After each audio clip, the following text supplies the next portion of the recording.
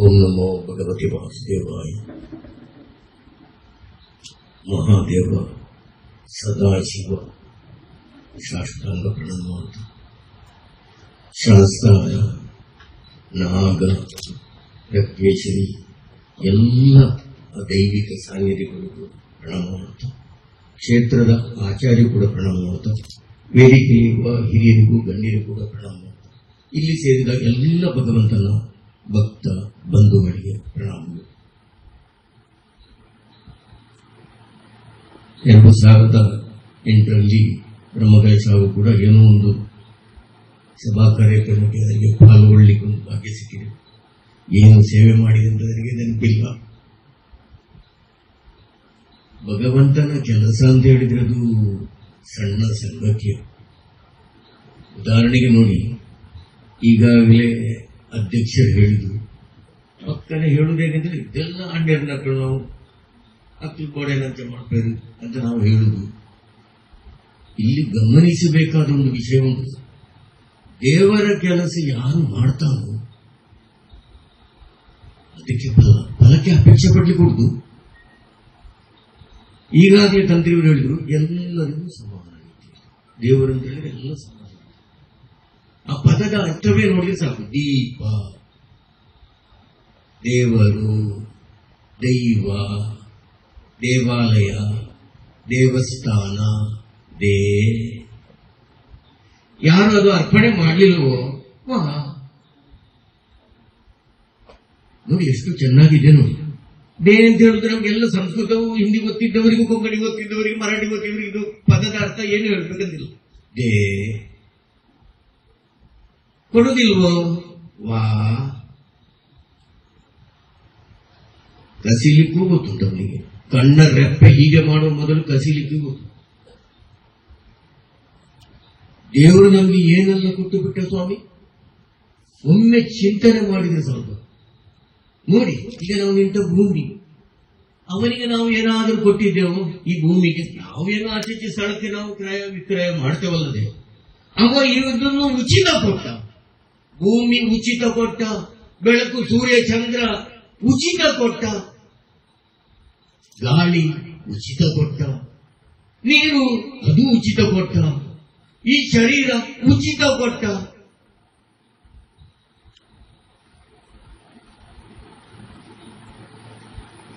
ಶರೀರಕ್ಕೆ ಏನಾದ್ರೆ ತಂದೆ ತಾಯಿ ಏನಾದ್ರೆ ಇದಕ್ಕೆ ಇದರ ಒಳಗೆ ಏನಾದ್ರೂ ಮಾಡಿದಾರ? ಏನು ಮಾಡಲಿಲ್ಲ. ಇದು ಬಹಳ ಮಾರ್ಮಿಕವಾಗಿ ನಾವೆಲ್ಲರೂ ಚಿಂತನೆ ಮಾಡಬೇಕು. ಮಾನವ ಜನ್ಮ ಒಮ್ಮೆ ಸಿಕ್ಕಿ ಇಂಥ ಒಂದು ದೇವರ ಕೆಲಸ, ಅದು ಕೂಡ ಸದಾಶಿವನ ಕೆಲಸ ಮಾಡಬೇಕಾದ್ರೂ ಕೂಡ ಅದು ಪುಣ್ಯ ಅಂತ ಹೇಳಿದ್ರೆ ಎಲ್ಲಕ್ಕೂ ಕೂಡ ಪುಣ್ಯ ಬೇಕು. ದೇವರ ಕೆಲಸ ಮಾಡಬೇಕಾದ್ರೆ ಪುಣ್ಯ ಬೇಕು. ಪುಣ್ಯ ಇಲ್ಲದವನಿಗೆ ಒಂದು ಸಣ್ಣ ತುಂಡು ಇಟ್ಟಿಗೆ ಕೂಡ ಕೊಡ್ಲಿಕ್ಕೆ ಸಾಧ್ಯ ಇಲ್ಲ. ಸಣ್ಣ ಒಂದು ನಾನು ಇಟ್ಟಿಗೆ ತುಂಡು ಕೊಡ್ತೇನೆ ಅಂತ ಕೂಡ ಮಾಡಲಿಕ್ಕೆ ಸಾಧ್ಯ ಇಲ್ಲ. ಅಂತ ಪುಣ್ಯವಂತರು ಮಾತ್ರ ನಮ್ಮ ಈ ತುಳುನಾಡಿನಲ್ಲಿ, ನಾನು ಎಲ್ಲ ವೇದಿಕೆಯಲ್ಲಿ ಹೇಳಿಕೊಂಡು, ತುಳುನಾಡಿನಲ್ಲಿ ಇಂಥ ಒಂದು ಮಾನವ ಜನ್ಮ ಸಿಕ್ಕಬೇಕಂತ ಹೇಳಿದ್ರೆ ಸಣ್ಣ ಸಂಗತಿ ಅಲ್ಲ. ಉದಾಹರಣೆಗೆ ಸ್ವಲ್ಪ ನೀವು ನೆಲ್ಲಿಯಾಗಿ ಆಚೆ ಹೋಗಿ, ಅಥವಾ ಇಲ್ಲಿ ನಮ್ಮ ಸಂಪಾಜ ಆಚೆ ಹೋಗಿ, ಇಲ್ಲರೂ ಒಂದು ನಮ್ಮ ಬ್ರಹ್ಮಾವರ ಆಚೆಗೆ ಹೋಗಿ, ಇಲ್ಲರೂ ಪಯ್ಯನ್ನೂರಿನ ಆಚೆಗೆ ಹೋಗಿ, ಏನಾದ್ರೆ ಚಿಂತನೆ ಉಂಟ? ನಮ್ಮ ಧಾರ್ಮಿಕ ಚಿಂತನೆ ಏನು, ಎಂತ ಅದ್ಭುತಗಳು. ನಾನು ಒಂದು ದಿನ ಕೂಡ ನಮಗೆ ಪುರುಸೋತಿಲ್ಲ ಧಾರ್ಮಿಕ ಕೆಲಸ ಮಾಡಲಿಕ್ಕೆ. ಯಾರಿಗೂ ಕೂಡ ಎಲ್ಲರಿಗೂ ಕೊಡುವುದು. ಈಗ ಅಷ್ಟಮಿ ಬಂತು, ಚೌತಿ ಬಂತು, ಈಗ ನಾಡಿನಾಡಲ್ಲಿ ನವರಾತ್ರಿ, ಧನು ಪೂಜೆ, ಹೀಗೆ ನಿರಂತರ ದೇವರ ಕೆಲಸ ಮಾಡಲಿಕ್ಕೆ ಭಾಗ್ಯ ಯೋಗ ಇದ್ರೆ ನಮ್ಮ ಈ 3 ಸೀಮೆಯಲ್ಲಿ, ಒಂದು ಕುಂಬಳೆ ಸೀಮೆ, ಒಂದು ವಿಟ್ಲ ಸೀಮೆ, ಒಂದು ಮುಲ್ಕಿ ಸೀಮೆ, ಈ 3 ಸೀಮೆ ಕೂಡಿ ತುಳುನಾಡು. ದೇವರು ಹೇಗೆ ಕೊಟ್ಟ ಸ್ವಾಮಿ? ಕೋಟಿ ಕೋಟಿ ವರ್ಷದಲ್ಲಿ, ಕೋಟಿ ಕೋಟಿ ಜೀವರಾಶಿಯಲ್ಲಿ ಒಂದನ್ನು ತೆಗೆದು ಮಳೆ ರೂಪದಲ್ಲಿ ಆ ವರ್ಜನ್ಯ ಆ ಒಂದು ಲೋಕದಲ್ಲಿ ದೇವರು ಭಗವಂತ ಅಲ್ಲಿ ನಮ್ಮ ಸ್ವರ್ಗಲೋಕದಿಂದ ಆ ವರ್ಜನ್ಯ ಲೋಕದಲ್ಲಿ ಇಟ್ಟು ಅಲ್ಲಿ ಮಳೆ ರೂಪದಲ್ಲಿ ಬಂದು, ಇಲ್ಲಿ ಧಾನ್ಯದ ರೂಪದಲ್ಲಿ ಬಂದು, ಆ ಧಾನ್ಯದ ರೂಪದಿಂದ ಬಂದು ಪುರುಷನ ತಂದೆಯ ರೂಪದಲ್ಲಿ ತಂದೆಯವರ ಒಳಗೆ ಬಂದು, ನಂತರ ಅದು ತಾಯಿಯ ವರ್ಗಾವಣೆಯಾಗಿ ಆ 9 ತಿಂಗಳು ಕತ್ತಲ ಕೋಣೆಯಲ್ಲಿ ತಲೆ ಕೆಳಗೆ ಕಾಲು ಮೇಲೆ ಹುಳ ಉಪ್ಪಟೆಗಳು ಕಚ್ಚಿ ಕಚ್ಚಿ ಕಚ್ಚಿ ಕಚ್ಚಿ ಆಗಾಗ ಮೊದಕ್ಷೆಯಾಗಿ ಭೂಮಿಗೆ ಬರುವಾಗಲೇ ಮೂಗಿನ ತುದಿಯಲ್ಲಿ ಗಾಳಿಯನ್ನು ಇಟ್ಟು ಬಿಟ್ಟ. ಮೂಗಿನ ತುದಿಯಲ್ಲಿ ತಾಯಿಯ ಎದೆಯಲ್ಲಿ ಹಾಲಿಟ್ಟು ಬಿಟ್ಟ. ಕಣ್ಣು ತೆರೀಲಿಲ್ಲ. ಆ ಮಗು ಮನೆ ಹತ್ತಿರ ತರುವಾಗ ಎಳಿತದೆ. ಯಾವ ಭಾಷೆ ಉಂಟು, ಯಾವ ಜಾತಿ ಉಂಟು. ಒಂದು ಸಣ್ಣ ದನದ ಕರುವಾದ್ರೂ ಸರಿ, ನಾವೊಮ್ಮೆ ಆ ಮನೆ ಹತ್ತಿರ ತಗೊಂಡು ಈ ಎಳಿಲಿಕ್ಕೆ ಕಲಿಸುವುದು ಯಾರು ಸ್ವಾಮಿ? ಈಗ ಮಾಡಿ ಎಳಿಲಿಕ್ಕೆ, ಸ್ಟ್ರಾ ಎಡ್ಡಾಗಿ ಎಳಿಲಿಕ್ಕೆ.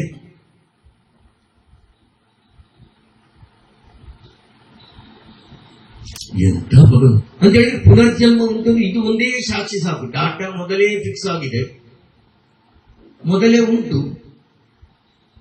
ಎಲ್ಲ ಹೇಗೆ ಆಗಿದೆ, ಆ ಪ್ರೋಗ್ರಾಮ್ ಸೆಟ್ಟಿಂಗ್ ಆಗಿದೆ. ಆದ ಕಾರಣ ಪುನರ್ಜನ್ಮ ಉಂಟು. ನಮ್ಮ ಧರ್ಮಕ್ಕೆ ಇದನ್ನು ಗಟ್ಟಿಯಾಗಿ ನಮಗೆ ಹೇಳುವುದು. ಪುನರ್ಜನ್ಮ ಇಲ್ಲದ್ರೆ ನೀವು ಹೇಳಿದ್ದೇವೆ ಸ್ವಾಮಿ? ಭಾಷೆ ಗೊತ್ತಿಲ್ಲ, ಕಣ್ಣು ತೆರೀಲಿಲ್ಲ. ದೇವರು ಎಲ್ಲ ನಮಗೆ ಉಚಿತ ಕೊಟ್ಟ. ಧಾನ್ಯಗಳು ಬೇಕಾದಷ್ಟು ಧಾನ್ಯಗಳನ್ನು ಕೊಟ್ಟ, ತರಕಾರಿಗಳನ್ನು ಕೊಟ್ಟ, ಹಣ್ಣು ಹಂಪಲುಗಳನ್ನು ಕೊಟ್ಟ, ಗಿಡ ಮೂಲ ಎಲ್ಲ ಕೂಡ ಭಗವಂತ ಮಾಡಿ ನಮ್ಮನ್ನು ಗಳಿಸಿದ. ನಾವೇನು ಮಾಡಲಿಲ್ಲ. ಎಲ್ಲ ಕೂಡ ಕಿತ್ತಳೆ ಹಣ್ಣಿನಲ್ಲಿ 10 ಹೆಸಳಿಟ್ಟ. ಒಂದು ವಿಜ್ಞಾನಿಗೆ ಮಾಡಲಿಕ್ಕೆ ಸಾಧ್ಯ ಇದೆಯೋ? ಎಷ್ಟು ದೊಡ್ಡ ನೀವು ವಿಜ್ಞಾನಿಗಳನ್ನು 10 ಹೆಸಳನ್ನು ಇಟ್ಟು ಅದರ ಒಳಗೆ ಆ ಒಲಿತಿನ್ನು ಹೇಗೆ ಉಂಟು, ಒಂದು ಮುಸುಂಬಿ ಕಿತ್ತಳೆ ನೋಡಿದ್ವಿ. ಯಾವುದಾದ್ರೂ ವಿಜ್ಞಾನಿಗೆ ಮಾಡಲಿಕ್ಕೆ ಹಸಿ ಹುಲ್ಲು ಮಾಡಲಿಕ್ಕೆ ಸಾಧ್ಯ ಉಂಟ? ಮಣ್ಣು ಬೇಕು, ಬೀಜ ಬೇಕು, ನೀರು ಬೇಕು, ಗಾಳಿ ಬೇಕು. ಎಲ್ಲವನ್ನು ಪ್ರಕೃತಿಯಲ್ಲಿ ಕೊಟ್ಟು ನಮ್ಮನ್ನು ಕಳಿಸಿ ನಾವು ಆಚೆಗೆ ನೋಡ್ಲಿಲ್ಲದ್ರೆ ಏನು ಆಗಬಹುದು ಸ್ವಾಮಿ? ಒಮ್ಮೆ ಚಿಂತನೆ ಮಾಡಿ. ಎಲ್ಲ ಫ್ರೀ ಗಿಫ್ಟ್. ಯಾವುದಕ್ಕೂ ನಾವು ಒಂದು ಚೂರಾದ್ರೂ ನಾವು ಇದಕ್ಕೆ ಇದು ಮಾಡಿ ಎಲ್ಲ ಉಚಿತ ಕೊಟ್ಟು ನೋಡಿ. ಈಗಾಗಲೇ ಇವರು ಹೇಳಿದ್ರು 41-48,900 ನಮ್ಮೇಂದಲ್ಲಿ ಸ್ವತಂತ್ರಿಸ್ಕೊ ಮೊದಲು. ಅದಕ್ಕಿಂತ ಎಷ್ಟೋ 400-500 ವರ್ಷ ಎಲ್ಲ ದೇವಸ್ಥಾನ ಮುಳಿದೇ ಇತ್ತು. ಮೊದಲ ಹಂಚಿಲ್ಲ, ಬೇರೆ ಯಾವುದಿಲ್ಲ. ಇವತ್ತೇ ಸರಿಯಾದ ಮಾರ್ಗ ಇಲ್ಲ.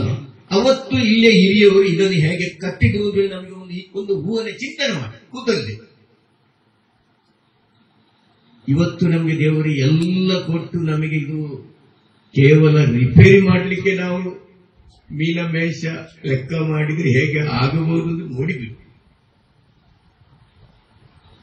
ಎಲ್ಲ ಕೊಟ್ಟು ಬಿಟ್ಟವರು. ಮೊದಲು ಒಂದು ಮನೆಯಲ್ಲಿ ತಿನ್ಬೇಕಾದ್ರೆ ಏನಾದ್ರೆ ನಾವು 3 ಹೊತ್ತು ಸರಿಯಾಗಿ ಊಟ ಮಾಡಿದ್ದು ಬಿಟ್ಟಾರೆ. 40-50 ವರ್ಷ ಮೊದಲು ನನ್ನ ತಂದೆಯವರಲ್ಲಿ ಸೈಕಲ್ನಲ್ಲಿ ಬಿಡಿಬಿಟ್ಟು ಬೀಜದ ಗಡ್ಡೆ ಕುಂಜತ್ತಾರು ಅಲ್ಲಿವರೆಗೆ ಸೈಕಲ್ನಲ್ಲಿ ಬಿಡಿಬಿಟ್ಟು ಇವರಿಗೆಲ್ಲ ಗೊತ್ತಿತ್ತು. ಪ್ರಕಾಶ್ ಬಿಡಿ ಸೈಕಲ್ನಲ್ಲಿ 2 ಹೊಳೆಯಲ್ಲಿ ಆ ದೋಣಿಯಲ್ಲಿ ಸೈಕಲ್ ಇಟ್ಟು ಹೋಗಿ ನಮ್ಮ 4 ಮಕ್ಕಳನ್ನು ದೊಡ್ಡ ಮಾಡಿ ಏತಡ್ಕದ ಇದಕ್ಕೆ ನನಗೆ ತುಂಬಾ ಋಣಾನುಬಂಧ ಉಂಟು. ಮೊದಲ ಬಸ್ಸು ಕೂಡ ತೆಗೆದು ಏತಡ್ಕದಿಂದ ಹೊರಡೋ ಬಸ್ ಏನಿತ್ತು 81ರಲ್ಲಿ. 43 ವರ್ಷ ಆಯ್ತು ಸೇವೆ. ಗಮನಿಸಿ, ಇವತ್ತು ಕೂಡ ದೇವರು ಉತ್ತರೋತ್ತರವಾಗಿ ಬಿಟ್ಟಿದ್ದಾರೆ. ಯಾಕೆಂದ್ರೆ ನಮಗೆ ಏನು ಅದರ ಅಪೇಕ್ಷೆ ಇಲ್ಲ. ಮನುಷ್ಯನಿಗೆ ಇರುವುದೇನು ಅಂತ ಹೇಳಿದ್ರೆ ಸಿಕ್ಕಿದ್ರಲ್ಲಿ ಚಂದಕ್ಕೆ ತೃಪ್ತಿ ಆಗುವುದು. ಅದೇ ಸಂತೋಷದಲ್ಲಿ ಮಾತ್ರ ಜೀವನ ಅಲ್ಲದೆ ಇನ್ನು ಅದು ಇದು ಏನು ನೋಡಬಹುದು. 25 ವರ್ಷವರೆಗೆ ಬಾಲ್ಯ ಆಗ್ತದೆ, ವಿದ್ಯಾಭ್ಯಾಸದ ಮುಗಿತದೆ. ನಂತರ 25ರಿಂದ 50ರವರೆಗೆ ಮದುವೆ, ಮನೆ, ಸಂಸಾರ ಅದಾಯಿತು. ಅಷ್ಟೊತ್ತಿಗೆ ವಾಪಸ್ ಮಕ್ಕಳಿಗೆ ಮದುವೆ, ವಾಪಸ್ ಅವರಿಗೆ ಇರುವ ವ್ಯವಸ್ಥೆ. ಹಾಗಾದ್ರೆ ದೇವರ ಕೆಲಸ ಮಾಡೋದು ಯಾವಾಗ? 50 ಕಳೆದಾದ್ರೂ ಮಾಡಲೇಬೇಕು. ಮುಂದಿನ ತಯಾರಿ ರೆಡಿ ಆಗಬೇಕು. ಇನ್ನು ನಾವು ಬರುವುದು ಹೇಗೆ ಅಂತ ಹೇಳಿದ್ರೆ ಕೂಡಲೇ ಇನ್ನು ವಸಂತ ಪೈ ಬರ್ಲಿಕ್ಕಿಲ್ಲ. ಕೋಟಿ ವರ್ಷದಲ್ಲಿ ಕೋಟಿ ಜೀವರಾಶಿಯಲ್ಲಿ ಎಲ್ಲಿಯಾದ್ರೆ ಸ್ವಲ್ಪ ಪುಣ್ಯವನ್ನು ಮಾಡಿದ್ದರೆ ಇಂಥ ಒಂದು ಎಲ್ಲ ಒಂದಲ್ಲ, ಎರಡಲ್ಲ, ಮೂರಲ್ಲ, 484 ಜೀವ ಯೋನಿ ಒಳಗೆ ವಿವಿಧ ಯೋನಿ ಒಳಗೆ ಹೊಕ್ಕಿಕೊಂಡು ಮತ್ತೆ ಸಿಕ್ಕುವುದು ಮಾನವ ಜನ್ಮ. ಕೋಟಿ ಕೋಟಿ ಕೋಟಿ ವರ್ಷ. ಗಮನಿಸಿ, ಈಗ ನಮ್ಮ ಪಾಲಿಗೆ ಏತರದ ಸದಾಶಿವ ದೇವಸ್ಥಾನ ಜೀರ್ಣೋದ್ಧಾರ ಬ್ರಹ್ಮಕಲಶ, ಪ್ರತಿ 12 ವರ್ಷಕ್ಕೆ ಅಷ್ಟಮಂಗಲ, ಪ್ರತಿ 12 ವರ್ಷಕ್ಕೂ ಒಮ್ಮೆ ಜೀರ್ಣೋದ್ಧಾರ ಬ್ರಹ್ಮಕಲಶ ನಡೆಯಿತು. ಇದು ನಿಯಮ. ಈಗಾಗಲೇ ಆಚಾರ್ಯರು ಹೇಳಿದ್ರು. ಆಮ್ನಾಯ ಜಪೇನ ಆಚಾರ್ಯ ತಪಸ್ಸು, ನಿಯಮ, ಉತ್ಸವ, ಪಂಚಮ. ಅದರಲ್ಲಿ 2 ಮಸ್ಟ್, ನಿಯಮ ಮತ್ತೆ ಉತ್ಸವ.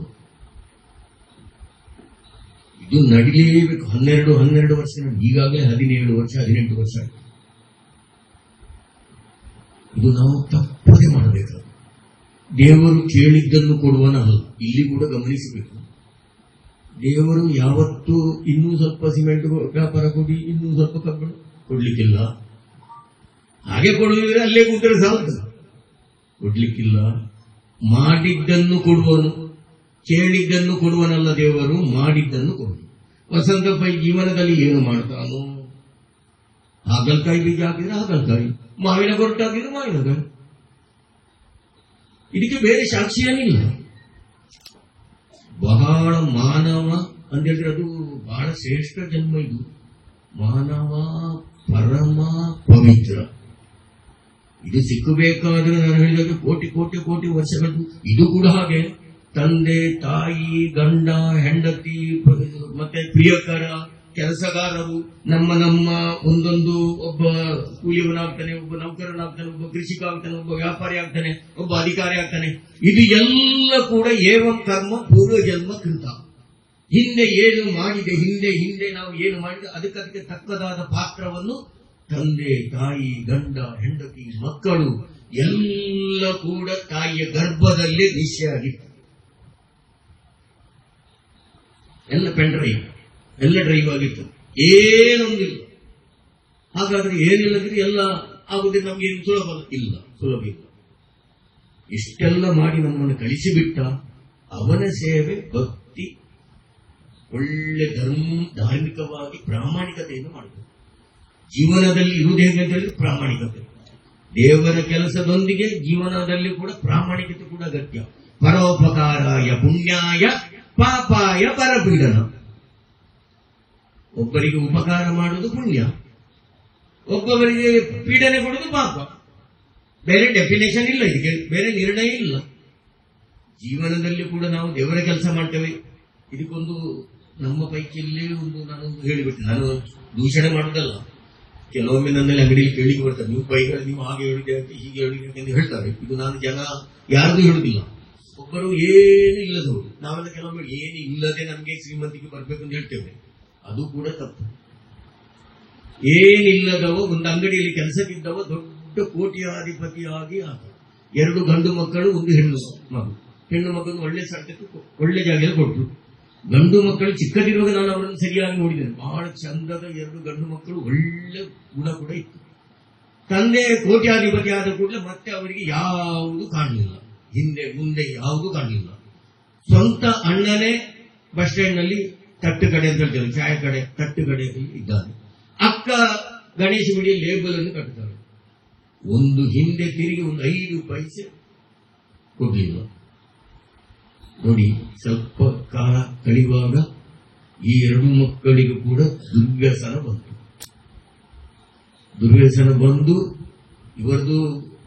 ಇವರಿಗೆ ಈಗಲೂ ತೊಂದರೆ ಇಲ್ಲ, ಆ ರೀತಿ ಉಂಟು. ಆದರೆ ಪುತ್ರ ಶೋಕ ಆಯಿತು. ತಂದೆ ತಾಯಿಗಳಿರುವಾಗ ಮಕ್ಕಳು ತೀರಿ ಹೋಗಬಾರದು. ಈಗ ಮೊನ್ನೆ 38 ವರ್ಷ ಹುಡುಗ ಮದುವೆ ಆಗಿದೆ. ಉಪನಯನ 1 ತಿಂಗಳ ಮೊದಲು ಅವನ ಮಗನಿಗೆ ಉಪನಯನ ಆಗಿದೆ. ಕುಡಿದು ಎಲ್ಲ ಹೋಗಿ ಮೊನ್ನೆ ಕಳೆದ 1 ತಿಂಗಳ ಇತ್ತೀಚೆಗೆ ತೀರಿ ಹೋಗಿದೆ. ಪುತ್ರ ಶೋಕ ಕೂಡ. ಇದನ್ನೇ ಮಹಾಭಾರತದಲ್ಲಿ ಹೇಳುವುದು. 7 ಅಪರಾಧಗಳು ದೊಡ್ಡ ಅಪರಾಧ. ಯಾರು ಆ ನೀರಿನಲ್ಲಿ ಮುಳುಗಿಸಿ ಕೊಲ್ತಾರೆ ಅಥವಾ ನಿದ್ರೆಯಲ್ಲಿ ಯಾವುದಾದ್ರೂ ಜೀವಿ ಜಂತುಗಳನ್ನು, ಚೇಳೋ, ಹಾವೋ ಅಥವಾ ಕಪ್ಪೆಯೋ, ಯಾವುದೇ ಜೀವಿ ಆಗಲಿಲ್ಲ, ನಿದ್ರೆಯಲ್ಲಿ ಒಂದು ಸೈಡ್ನಲ್ಲಿ ಎಲ್ಲ ಮಲಗಿ ಉಂಟು, ಅಲ್ಲಿ ಈಗ ಅದನ್ನು ಕೊಲ್ಲಬೇಕಂದ್ರೆ ಕೊಂದರೆ, ನಿದ್ರೆಯಲ್ಲಿ ಕೊಂದರೆ, ನೀರಿನಲ್ಲಿ ಮುಳುಗಿಸಿ ಕೊಂದರೆ, ಬೆಂಕಿ ಕೊಟ್ಟು ಕೊಂದರೆ, ವಿಷ ಕೊಟ್ಟು ಕೊಂದರೆ, ಇನ್ನು ಮತ್ತೊಬ್ಬರ ಮಕ್ಕಳು ತಿನ್ಬೇಕಾದ ಆಸ್ತಿಯನ್ನು ನಮ್ಮ ಮಕ್ಕಳು ತಿಂದರೆ, ಮತ್ತೊಬ್ಬಳ ಪತ್ನಿಯನ್ನು ನನ್ನ ಪತ್ನಿಯಾಗಿ ಮಾಡಲಿಕ್ಕೆ ಹೋದರೆ, 7 ಅಪರಾಧ ಮಾಡಿದರೆ ಗಂಟು ಇದೆ. ಗಮನಿಸಿ, ಅಪರಾಧದಲ್ಲಿ 7 ಅಪರಾಧ ಮಹಾ ಅಪರಾಧ. ಇದು ಈಗ ಮೊನ್ನೆ ವಯನಾಡಿನಲ್ಲಿ ಆದದ್ದು ಕೂಡ ಇದನ್ನೆಲ್ಲ ದೇವರು ಜೋಡಣೆ ಮಾಡ್ತಾರೆ. ಯಾರು ನಿದ್ರೆಯಲ್ಲಿ ಕೊಲ್ತಾನೋ, ನಿದ್ರೆಯಲ್ಲಿ ನಾನು ಹೇಳಿದ 7 ಅಂಶಗಳು ಯಾರು ಮಾಡ್ತಾನೋ ಅದನ್ನೆಲ್ಲ ದೇವರು ಎಂತ ಮಾಡ್ತಾರೆ, ಒಂದೇ ದಿಕ್ಕಿನಲ್ಲಿ ಮಾಡಿ ಒಂದೇ ದಿಕ್ಕಿನಲ್ಲಿ ರಾತ್ರಿ ನಿದ್ರೆಯಲ್ಲಿ ಹೋಗೋ ರೀತಿಯಲ್ಲಿ ಮಾಡ್ತಾರೆ. ಇದು ನಾನು ದೂಷಣೆ ಮಾಡುವುದಲ್ಲ. ಒಂದೊಂದು ಕೆಲಸ ಕೂಡ ನಮ್ಮ ಮಾಡುದು ಕೇವಲ ದೇವರ ಕೆಲಸ ಮಾತ್ರ ಅಲ್ಲ, ಜೀವನದಲ್ಲಿ ಪ್ರಾಮಾಣಿಕತೆ ಆಗಬೇಕು. ಒಬ್ಬನ ಕಣ್ಣೀರು ಬಂತ ಅದು ಅವನಿಗೆ ತಟ್ಟುವುದು ಗ್ಯಾರಂಟಿ, ಸಂಶಯ ಬೇಡ. ಎಷ್ಟೋ ಉದಾಹರಣೆಗಳು. ಯಾಕೆ ಹೀಗೆ ಆಗುದು ನಾವು ಮಾಡುವ ಒಂದೊಂದು ಕೃತ್ಯದಲ್ಲಿ ಬಹಳ ಜಾಗ್ರತೆ ಬೇಕು. ಒಂದು ಜೀವಿಯನ್ನು ಕೂಡ ನಮಗೆಲ್ಲರಿಗೂ ಕೂಡ ಭಗವಂತ ಎಲ್ಲರಿಗೂ ಸಮಾನವಾಗಿ ಜೀವನ ಮಾಡಲಿಕ್ಕೆ ಇರುವುದು ಈ ಪ್ರಕೃತಿಯನ್ನು ಕೊಟ್ಟ. ದೇವ, ಜೀವ, ಜಗತ್ತು ಎಲ್ಲವನ್ನು ಕೊಟ್ಟು ಗಳಿಸಿದ್ದು ದೇವ. ದೇವ, ಜೀವ, ಎಲ್ಲ ಜೀವವನ್ನು ಕೂಡ ಕಳಿಸಿಕೊಟ್ಟ. ಈ ಜಗತ್ತನ್ನು ಕೊಟ್ಟ. ಎಷ್ಟು ಚಂದ ಈ ಪ್ರಕೃತಿ, ಎಲ್ಲ ಏನೆಲ್ಲ ಉಂಟು. ಒಂದು ಬೀಜ ಹಾಕಿದ್ರೆ ಒಂದು ಬೀಜ ಆಗುದಾ? ದೇವರ ಕೊಡುಗೆ ಬಿಡಿ. ಒಂದು ಬೀಜ ಎಲ್ಲಿಯಾದ್ರೆ ಹಾಕಿದ್ರೆ ಒಂದು ಬೀಜವು, ಒಂದು ತೆಂಗಿನಕಾಯಿ ಸಸಿ ಇಟ್ಟರೆ ಒಂದು ತೆಂಗಿನಕಾಯಿಯು.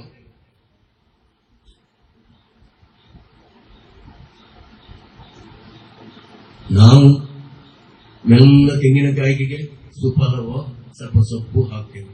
ಅದರ ಮೇಲೆ ಪ್ರೀತಿಯಿಂದ ಅಲ್ಲ, ಮೇಲೆ ಸಿಕ್ಕದೆ ಕೆಳಗೆ. ದನಕ್ಕೆ ನಾವು ಹಿಂಡಿ ಹಾಕ್ತೇವೆ, ದನದ ಮೇಲೆ ಪ್ರೀತಿಯಿಂದ ಅಲ್ಲ, ಹಿಂಡಲಿಕ್ಕೆ. ಹಿಂಡಿ ಹಾಕುವುದೇ ಹಿಂಡಲಿಕ್ಕೆ.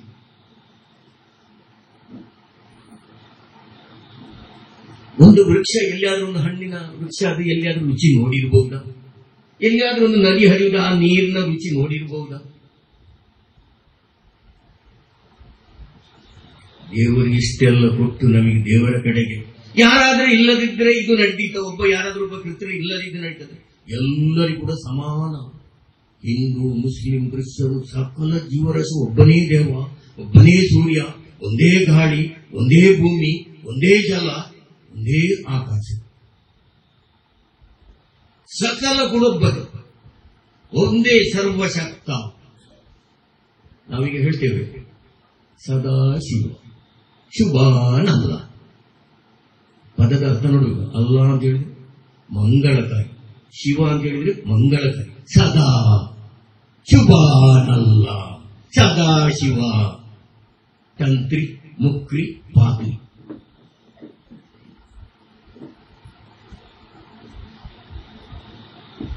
ಓಂ ನಮೋ, ನಮಸ್ತೆ, ನಮಸ್ಕಾರ, ನಮಾಮಿ, ನಮಾಸ್. ನಾವೆಲ್ಲ ಹೇಳುವುದು ಹೇಗೆ? ನಾವು ಸ್ವಯಂಭೂ ಮನುವಿನಿಂದ ಬಂದವು. ಸ್ವಯಂಭೂ ಮನು, ಮನುಷ್ಯ, ಮಾನವ, ಮ್ಯಾನ್, ಆದಮ್, ಆಡಮ್.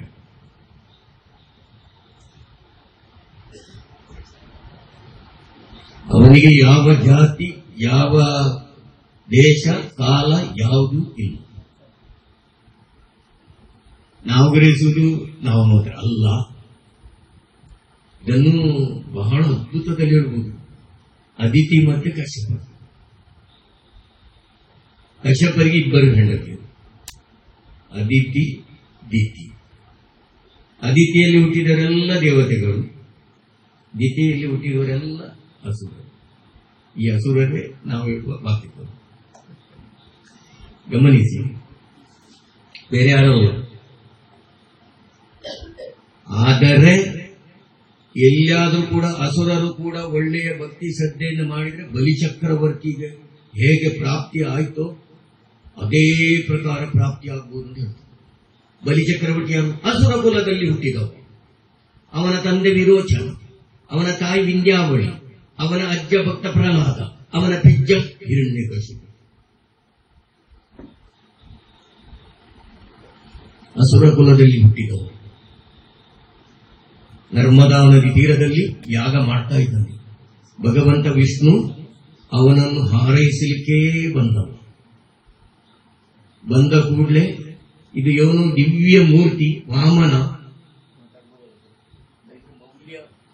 ಈ ಜೀರ್ಣೋದ್ಧಾರ ಬ್ರಹ್ಮಕಲಶದ ಮೌಲ್ಯಕ್ಕೆ ಬೇಕಾಗಿ ನಾನು ಇಷ್ಟು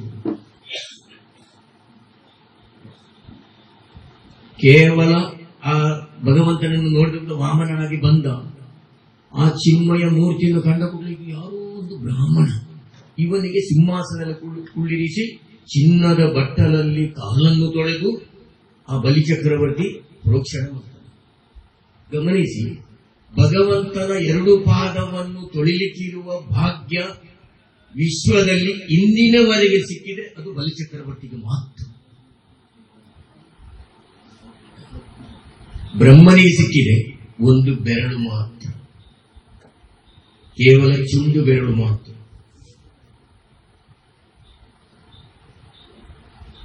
ಎಷ್ಟು ಅದ್ಭುತ ಉಂಟು. ಹಾಗೆ ಎರಡು ಪಾದವನ್ನು ತೊಳೆದ. ನಾನು ಯಾಗಕ್ಕೆ ನೀವು ಬಂದಿದ್ದೀರಿ, ನೀವು ಏನಾದರೂ ಒಂದು ಇವತ್ತು ನಿಮಗೆ ನಾವು ಉಡುಗೊರೆ ಅಂದ್ರೆ ದಕ್ಷಿಣೆ ಏನು ಬೇಕಾದ್ರೆ ಕೇಳಿ, ಹಣ ಸಂಪತ್ತು ಬೇಕಾದ್ರೆ ಸಂಪತ್ತು ಕೇಳಿ, ಚಿನ್ನ ಬೇಕಾದ್ರೆ ಚಿನ್ನ ಕೇಳಿ, ಗೋವು ಬೇಕಾದ್ರೆ ಗೋವು ಕೇಳಿ, ಏನು ಬೇಕೋ ನಿಮಗೆ ಅದನ್ನು ಕೇಳಿ, ನಾನು ಕೊಡ್ತೇನೆ. ನೀವು ತೆಗಿಬೇಕು. ನನಗೆ ಯಾಕಪ್ಪ, ನಂದೇ ಅಲ್ಲೋ ಅಂತ ನಾವು ಪಕ್ಕನ ಹೇಳಿಬಿಟ್ಟ. ಇದೆಲ್ಲ ನಂದೇ ಅಲ್ಲೋ, ನನಗೆ ಯಾಕೆ ಅಂತ ಹೇಳಿಬಿಟ್ಟು ಅದನ್ನು ನೀವು ತೆಗಿಬೇಕು. ಆಗ ಹೇಳಿದ, ನಾನು ಕೇಳಿದ್ದೇನೆ ನೀನು ಕೊಡ್ತೀಯಲ್ಲ, ಏನು ಬೇಡ, ನನ್ನ ಪಾದದ 3 ಹೆಜ್ಜೆ ಕೊಟ್ಟು ಬಿಟ್ಟೆ ಸಾಕು. ಒಂದು ಪಾದ ಇಡುವಾಗಲೇ ಅದು ದೇವಲೋಕವರೆಗೆ ಮುಟ್ಟಿತು. 2ನೇ ಪಾದ ಮುಟ್ಟುವಾಗ ಬ್ರಹ್ಮ ತಪಸ್ಸಿ ಕೂತಿದ್ದ. ಒಂದು ಚುಂಡು ಬೆರಳು ಅವನ ಹಿಂಬದಿಗೆ ತಾಗಿತ್ತು. ಅದಕ್ಕೆ ಅಭಿಷೇಕ ಮಾಡುವ ಅದು ಗಂಗೆಯಾಗಿ ಬಂತು. ಅದೇ ಸದಾಶಿವ ತಲೆಯಲ್ಲಿ ಹೊತ್ತು ಬಿಟ್ಟ ಗಂಗಾಧರನಾದ ಭಗವಂತನ ಇದು ಆ ಒಂದು ಬಹಳ ಅದ್ಭುತವು. ಅದು ಹೇಳಿದಷ್ಟು ವರ್ಣನೆ ಮಾಡಿದಷ್ಟು ಸಾಕಾಗುವುದು. ಅಂತ ಗಂಗಾಧರನ ಆ ಶಿವನ ಅಭಿಷೇಕ ಪ್ರಿಯ, ಸೂರ್ಯನಾರಾಯಣ ನಮಸ್ಕಾರ ಪ್ರಿಯ, ವಿಷ್ಣು ಅಲಂಕಾರ ಪ್ರಿಯ, ಎಲ್ಲ ಒಂದೇ ಶಕ್ತಿ. ಶಂಕರ ಬೇರೆ ಅಲ್ಲ, ನಾರಾಯಣ ಬೇರೆ ಅಲ್ಲ, ಹರಿ ಬೇರೆ ಅಲ್ಲ, ಹರ ಬೇರೆ ಅಲ್ಲ, ಎಲ್ಲ ಒಂದೇ ಶಕ್ತಿ. ಅಂತ ಬಲಿಚಕ್ರವರ್ತಿಗೆ 3ನೇ ಪಾದ ಎಲ್ಲಿಡುವುದು? ನಂದು ತಪ್ಪಾಯಿತು, ನೀನು ನನ್ನ ತಲೆ ಮೇಲೆ ಇಟ್ಟು ಬಿಡುವುದು. ಆ 2 ಕಡೆಯಲ್ಲಿ ಇಡುವಾಗ ಕೂಡ ಅವನಿಗೆ ಅಹಂಕಾರ ಇತ್ತು. 3ನೇ ಪಾದದಲ್ಲಿ ನನ್ನ ತಲೆಯಲ್ಲಿಡುವುದೇ ಅವನು ಬಗ್ಗೆ ಬಿಟ್ಟ, ಶರಣಾಗಿ ಬಿಟ್ಟ. ದೇವರಿಗೆ ನಾವು ಶರಣಾಗಬೇಕು. ಇದಕ್ಕೆಲ್ಲ ತುಂಬಾ ಮೆಸೇಜ್ಗಳು, ಕೇವಲ ಕಥೆ ಮಾತ್ರ ಅಲ್ಲ, ಮೆಸೇಜ್ಗಳು, ನಮ್ಮ ಸಂದೇಶ ಉಂಟು. ಬಹಳ ಸಂದೇಶ ಉಂಟು. ದೇವರ ಒಂದೊಂದು ಕೂಡ ಇದರಲ್ಲಿ ಸಂದೇಶ ಉಂಟು. ಈ ಉದಾಹರಣೆಗೆ ರಾಮ ಸೀತೆಯನ್ನು ಒಬ್ಬ ನಮ್ಮ ಅಂಗಡಿಯಲ್ಲಿ ಬಂದು ಒಬ್ಬ ಕ್ರಿಶ್ಚಿಯನ್ ದೊಡ್ಡ ಪಂಡಿತ, ರಿಟೈರ್ಡ್ ಅಧ್ಯಾಪಕ ತಳಿಪಟ್ಟಿನವರು ಬಂದು ನನ್ನಲ್ಲಿ ಕೇಳಿದು പോയി സ്വാമി അമ്പലത്തേക്ക് പോയിട്ടുണ്ട്. എന്ത് ചോദിച്ചിതാണ്? ചോദിക്കാൻ പോയതല്ല, സമർപ്പിക്കാൻ പോയത്. ನಮ್ಗೆಲ್ಲ ಗೊತ್ತಬೇಕು, ಪಕ್ಕನ ಕೇಳಿದ್ರು ಕೂಡ ದೇವರಿಗೆ ನಾವು ಕೇಳಲಿಕ್ಕೆ ಹೋಗುದಲ್ಲ, ಸಮರ್ಪಣೆ ಮಾಡಲಿಕ್ಕೆ. ಎಲ್ಲ ಕೊಟ್ಟು ಬಿಟ್ಟದಕ್ಕೆ ಅವನಿಗೆ ಸಮರ್ಪಣೆ, ಅದೇ ಬಲಿ. ಈ ಬಲಿ ಎಂದ ಪದದ ಅರ್ಥ ಕೂಡ ಅದೇ. ಬಲಿ, ಬಲೀಂದ್ರ, ಬಲಿ ಪೂಜೆ, ಬಲಿ ಅಂತ ಹೇಳುವುದು ಸಮರ್ಪಣೆ. ಅಂತ ಸಮರ್ಪಣೆ ಬಲಿಚಕ್ರವರ್ತಿ ಹೇಳಿದ ತಲೆ ತಗ್ಗಿ. ಇವತ್ತು ಸುತಳ ಲೋಕದಲ್ಲಿ ಅವನಿಗೊಂದು ಲೋಕವನ್ನೇ ಕೊಟ್ಟ ಬಲಿಚಕ್ರವರ್ತಿಗೊಂದು ಲೋಕವನ್ನೇ. ಹೇಗೆ ಸ್ವರ್ಗ ಲೋಕದಲ್ಲಿ ದೇವಲೋಕದಲ್ಲಿ ಇಂದ್ರಾದಿಗಳಿಗೆ ಹೇಗೆ ಉಂಟು, ಅದೇ ಅದಕ್ಕಿಂತ ಮಿಗಿಲಾಗಿ ಸುತಳ ಲೋಕದಲ್ಲಿ ಬಲಿಚಕ್ರವರ್ತಿಗೆ ಒಂದು ಲೋಕವನ್ನು ಸೃಷ್ಟಿ ಮಾಡಿ ಅಲ್ಲಿ ವಿಷ್ಣು ದ್ವಾರಪಾಲಕರನ್ನು ಹಗಲು ರಾತ್ರಿ ಕಾಯ್ದುಕೊಂಡು ದೇವರ ಕೆಲಸ ಮಾಡಿದರೆ ಯಾವ ರೀತಿಯಿಂದ ಹೇಳಲಿಕ್ಕೆ ಸಾಧ್ಯವೇ ಇಲ್ಲ. ಅಷ್ಟು ಕೂಡ ನಾವು ಭಕ್ತಿ ಶ್ರದ್ಧೆಯನ್ನು ಮಾಡಿದರೆ ಎಲ್ಲ ಕೊಡುವನು ಅವನು. ಈ 2 ಕಣ್ಣಿಗೆ ಕಾಣುವುದೆಲ್ಲ ಒಂದೇ ಅಲ್ಲ. ನಾವು ಹೇಳಬಹುದು, ನನ್ನ ಮನೆ ಸ್ವಂತ, ನನ್ನ ಜಾಗ, ನನ್ನ ಅಂಗಡಿ, ನನ್ನ ಬಸ್, ನನ್ನ ಕಾರು, ನನ್ನ ಹೆಂಡತಿ, ನನ್ನ ಮಕ್ಕಳು, ಯಾವುದು ಸ್ವಾಮಿ ನನ್ನೊಟ್ಟಿಗೆ ಬರುವುದು? ನಮ್ಮ ಒಟ್ಟಿಗೆ ಬರುವುದು ನಾವು ಮಾಡಿದ ಒಳಿತು ಮತ್ತೆ ಕೆಡು. ಅದು ನಮ್ಮ ಹೇಗೆ ನೆರಳು ಬರ್ತದೋ ಅದೇ ಪ್ರಕಾರ ಬರ್ತದೆ. ತಾನು ಮಾಡಿದ್ದು ತಾನು ಅನುಭವಿಸಲೇಬೇಕು. ಮಾಡಿದ್ದುಣ್ಣ ಮಹಾರಾಯ. ಬದಲಿ ವ್ಯವಸ್ಥೆ ಇಲ್ಲ. ಪಾಪ ಪುಣ್ಯವನ್ನು ತೊಳೆಯುವುದಿಲ್ಲ, ಪುಣ್ಯ ಪಾಪವನ್ನು ತೊಳೆಯುವುದಿಲ್ಲ. ತಾನು ಮಾಡಿದ್ದನ್ನು ತಾನು ಅನುಭವಿಸಲೇಬೇಕು. ಅದಕ್ಕೆ ಅವ ನಿಯಮ ಇಟ್ಟುಬಿಟ್ಟ. 4 ವೇದದಲ್ಲಿ ನಿಯಮ ಇಟ್ಟ. ಅದು ಸರಳ ರೀತಿಯಲ್ಲಿ ಮಹಾಭಾರತವು ರಾಮಾಯಣವಾಗಿ. ಹಾಗೆ ಆ ಪಂಡಿತರು ನನ್ನಲ್ಲಿ ಹೇಳಿದರು, ನಿಂಗಳ ರಾಮನಿ ಸೀತೆಯನ್ನು ಕರ್ಕೊಂಡು ಹೋಗುವ ನಿಂಗಳ ರಾಮನಿ ಅರ್ನಿಟ್ಲೆ. ಅವು ಕೇಳಿದ ಕ್ವಶನ್ ನನ್ನಲ್ಲಿ. ನಾನು ಅದಕ್ಕೆ ಉತ್ತರ ಹೇಳಿದೆ, ಅದು ಮೆಸೇಜ್ ಮಾತ್ರ ಸ್ವಾಮಿ. ಯಾರು ಮತ್ತೊಬ್ಬನ ಪತ್ನಿಯನ್ನು ಕದ್ದು ತೆಗೆದು ಹೋಗ್ತಾನೋ ಅವನಿಗೆ ಗತಿ ಇದು ಅಂತ ಹೇಳುವುದು ನಮಗೆ ಮೆಸೇಜ್ ಗೊತ್ತಿಲ್ವೋ? ಅವ ನಟನೆ ಮಾಡಿ ತೋರಿಸಿದವು. ನಮಗೆ ಪುಸ್ತಕದಲ್ಲಿ ಏನಾದರೂ ಹೇಳಿದ್ರೆ ನಾವು ಕೇಳ್ತೇವೆ. ಅವ ಅದನ್ನು ಅವನೇ ಸ್ವಂತ ಭಗವಂತನೇ ಆಚರಣೆ ಮಾಡಿ ತೋರಿಸದೆ ನಮಗೆ ಗೊತ್ತಾಗ್ತದ. ಆದ ಕಾರಣ ಅವನಿಗೆ ಗೊತ್ತಿಲ್ಲದೆ ಕತ್ತಿಕೊಳ್ಳುವುದಲ್ಲ. ಅದು ಲಕ್ಷ್ಮೀ ನಾರಾಯಣರು. ಅವರಿಗೆ ಗೊತ್ತಿಲ್ಲ ಈ ಜಗತ್ತಿನಲ್ಲಿ ಏನಾದರೂ ನಡೀತದೆ. ಇದೆಲ್ಲ ನಾನು ಆಗ ಹೇಳಿದ ಸಾಲಿನಲ್ಲಿ ಬರ್ತದೆ. ಎಷ್ಟು ಅದ್ಭುತ ಉಂಟು ನಾವು ಮಾಡುವ ಚಂದ. ಏನು ಸುಲಭ ಅಂದ್ರೆ ಅಷ್ಟು ಸುಲಭ. ಮಾನವ ಜೀವನ ಅಂದ್ರೆ ಅಷ್ಟು ಸುಲಭ, ಅಷ್ಟು ಸರಳ. ಏನೊಂದು ಗದ್ದಲ ಗಿದ್ದಲ ಏನಿಲ್ಲದ ಜೀವನ ತೆಗೆಬಹುದು. ಸದಾ ಸಂತೋಷದಲ್ಲಿ ಬೇಕು. ದೇವರು ನಮ್ಮ ಪಾಲಿಗೆ ಎಷ್ಟು ಕೊಟ್ಟಿದ್ದಾರೋ ಅದನ್ನು ಚೆನ್ನಾಗಿ ನಾವು ಎಂಜಾಯ್ ಮಾಡೋದು. ಎಂಜಾಯ್ ಮಾಡಿದ್ರೆ ಗಮ್ಮತ್ತು ಮಾಡುವುದಿಲ್ಲ, ಅದನ್ನು ಸಂತೋಷದಿಂದ ಸ್ವೀಕಾರ ಮಾಡಬೇಕು. ನಮ್ಮ ಪಾಲಿಗೆ ಎಷ್ಟು ಬರೆದುಂಟೋ ಅದು ಯಾವ ಶಕ್ತಿಗೂ ಕೂಡ ಅದನ್ನು ಕಬಳಿಸಲಿಕ್ಕಾಗುವುದಿಲ್ಲ. ನಾವು ಗ್ರಹಿಸಬಹುದು, ಇವ ನನಗೆ ವ್ಯಾಪಾರದಲ್ಲಿ ಅಡ್ಡ ಇಟ್ಟ, ನೀಟ ಇಟ್ಟ ಹೇಳ್ಬೋದು. ಯಾವ ಶಕ್ತಿಗೂ ಕೂಡ ಅಡ್ಡ ಉಜ್ಜಿಕ್ಕಾಗುವುದಿಲ್ಲ, ನೀಟ ಉಜ್ಜಿಕ್ಕಾಗುವುದಿಲ್ಲ. ಇನ್ನು ನಮಗೆ ಕೆಲವರು ತುಂಬಾ ಉಪಕಾರ ಮಾಡ್ತಾರೆ, ಸಹಾಯ ಮಾಡ್ತಾರೆ. ಅದು ಇಲ್ಲ. ನೀನು ಯಾರೋ ಹಿಂದೆ ನೀನು ಉಪಕಾರ ಮಾಡಿದಿ, ಅದು ಇವತ್ತು ಬಂತು. ನೀನು ಯಾರಿಗೋ ಹಿಂದೆ ಉಪದ್ರ ಕೊಟ್ಟಿದಿ, ಅದು ನಿನಗೀಗ ಅಡ್ಡಕಾಲಾಗಿ ಬಂತು.